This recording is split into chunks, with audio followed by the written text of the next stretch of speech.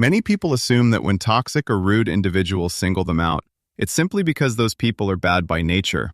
That explanation feels easy, but it's not the real cause. What's actually happening is much quieter. There is a small behavior you're showing, often without any awareness, that sends a subtle message to others. You can cross my boundaries. Once that message is sent, the wrong people recognize it almost immediately. Here's what's unexpected. The moment you stop that behavior, even a single time, the interaction shifts quickly. Those who once disrespected you start pulling back. The people who treated you poorly begin responding differently. And some of them look genuinely confused because the version of you they knew how to deal with is suddenly gone. That confusion is the signal. It tells you that something underneath the surface has changed. The core problem number 1. Emotional reactions.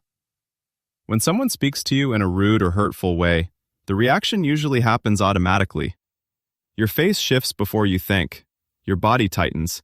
Your voice changes just enough to give it away. You start explaining, defending what you meant, or trying to prove the other person wrong. In that moment, reacting feels justified, even necessary. But that instant response is exactly when control begins to slip. From the other person's perspective, your reaction communicates something very specific. It shows that a few words are enough to move you emotionally. That your feelings can be triggered on command. This is exactly what toxic people pay attention to. They aren't looking for clarity, fairness, or resolution. They are watching for emotional movement. Once they see it, they understand they have leverage. Toxic people consume reactions the way fire consumes oxygen. Emotion, tension, and defensiveness are the fuel. But when there is no visible response, no emotional shift, and no engagement, the dynamic changes. The interaction loses its appeal, and when it stops being interesting, it usually stops happening at all. Solution number 1. Don't react immediately. The most effective change happens right at the beginning, in the first seconds after someone tries to provoke you. Instead of answering instantly, you pause. 3 seconds is enough. You don't hurry to respond. You don't rush to break the silence. You simply allow the moment to exist. That short pause alone is enough to disrupt the reaction they are expecting from you. When you do speak, you keep it simple. Brief responses work best. Okay, that's interesting. Cool. Nothing else follows. There is no explanation, no emotional tone, and no attempt to defend or correct anything. Your voice stays even, your expression remains neutral. You aren't angry, but you also aren't participating in the exchange. You are there, without giving the other person anything to push against. This is where the line between strength and weakness becomes obvious. Strong people decide when their energy is worth giving. Weak people hand it over automatically to every comment or provocation. The moment you stop reacting on cue, you stop being a puppet moved by someone else's words. The core problem number 2. Explaining too much. Many people see explaining themselves as a healthy habit. When they are questioned or challenged, they automatically begin laying out their reasons, adding context, and walking through the entire story. The motivation feels good. They want to be clear, to prevent conflict, and to avoid being misunderstood. From the outside, it appears like open communication. But beneath the surface, a different signal is being sent. To the person listening, lengthy explanations rarely sound confident. Instead, they register as hesitation. It comes across as someone who isn't fully grounded in their own decision and is looking for validation or agreement. Even when no mistake has been made, over-explaining can create the impression that you're defending yourself as if your choice needs approval. What starts as a well-meaning effort gradually becomes a form of self-lowering. Rather than standing firmly behind your decision, you put it up for discussion. And once that happens, others begin to feel entitled to question it, evaluate it, or push back against it. Solution number 2. The absolute answer. There is one short sentence that can immediately shut down unnecessary questions. Because that's what I chose. This response doesn't work because it sounds sharp or dominant. Its strength comes from finality. It ends the conversation without leaving room for negotiation. There are no added details. No explanations. No attempts to justify yourself. You say it once, then you stop. If the question comes again, you repeat the same sentence, slowly, calmly, without any sign of frustration. For most people, that's enough. Not because they suddenly agree with you, but because they realize there is nothing to argue with. They see that your decision is not open for discussion. These are normal people. They might be curious, but once a boundary is clear, they respect it. The ones who continue pushing are different. They are not trying to understand your reasoning. They are testing how much control they have. When someone refuses to accept your answer and keeps demanding more, they expose their intention. That persistence is what reveals toxic behavior. The core problem number 3, no consequences. Bad behavior almost never ends by itself. It keeps happening for one clear reason. Nothing follows it. Someone talks down to you. They cut you off mid-sentence. They ignore your input.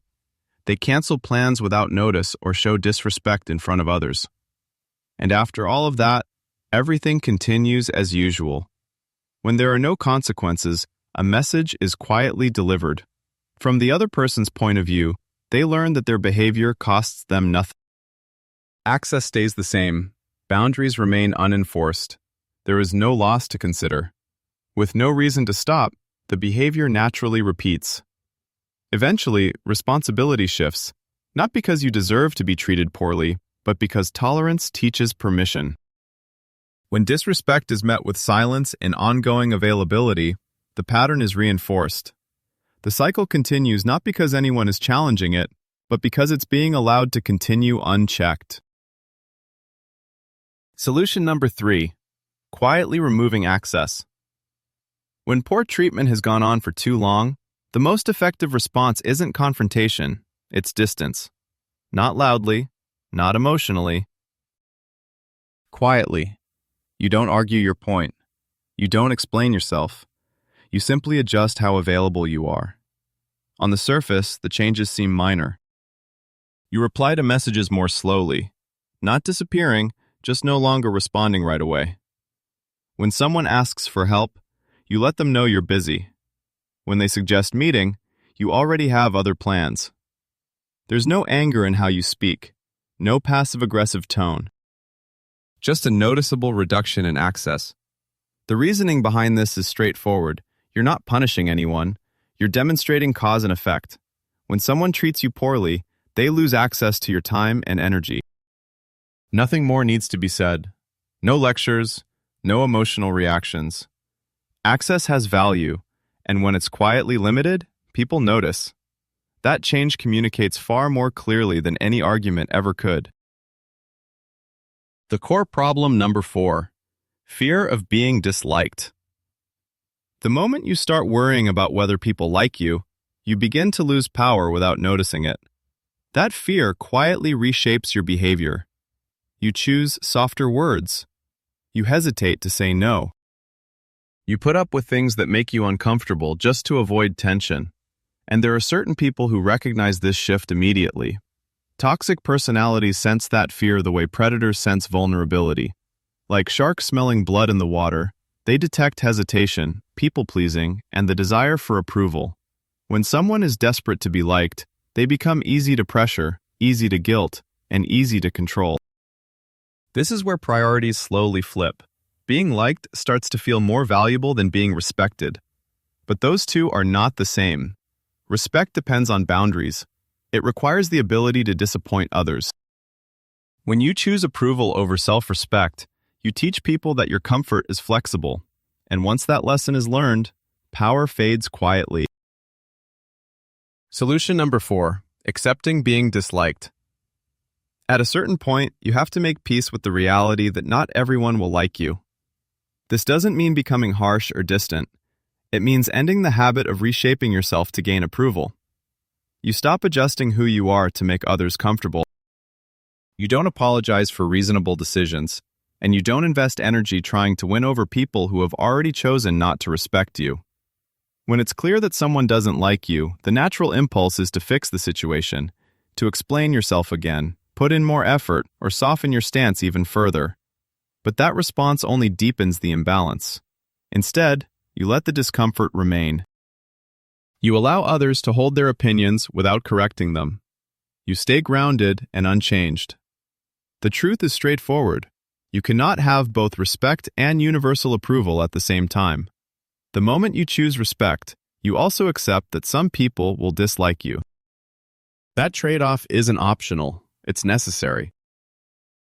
Final solution: being comfortable being alone. The most powerful change happens when you are truly okay with being by yourself. Not acting confident, not hiding behind independence as a performance, but genuinely feeling fine without constant attention, validation, or reassurance from other people. When others sense that you don't rely on them to feel secure, the dynamic shifts completely. This shows up through simple, noticeable changes. You stop being the person who always reaches out first. You stop holding friendships together on your own. You stop chasing replies, plans, or approval. Instead, your focus turns inward. You live your own life. You do things that matter to you. You create routines that don't depend on anyone else's schedule. Your energy stays with you, rather than being directed outward. As a result, separation happens naturally. The people who stayed only because you were easily accessible begin to fade away, quietly, without drama. Meanwhile, those who genuinely value you respond differently. They reach out, they make effort, they remain. Being comfortable alone becomes a filter, and that's where real power exists. You don't have to change everything at the same time. You don't need to confront anyone or completely restructure your life. Just pick one behavior from what you've heard. Only one. Try it for a week. Maybe you pause instead of reacting right away. Maybe you stop over-explaining. Maybe you quietly reduce access when someone crosses a boundary. Do it once, then observe what follows. Some people will react differently. Some will step back. Some may fade out entirely. That isn't a loss, it's information. Pay attention to the shift without forcing an outcome. Let the pattern show itself. And if this helped you see your situation more clearly, there's one simple thing you can do. Subscribe. One click. That's all I'm asking. Stay here, and we'll keep building this kind of clarity together.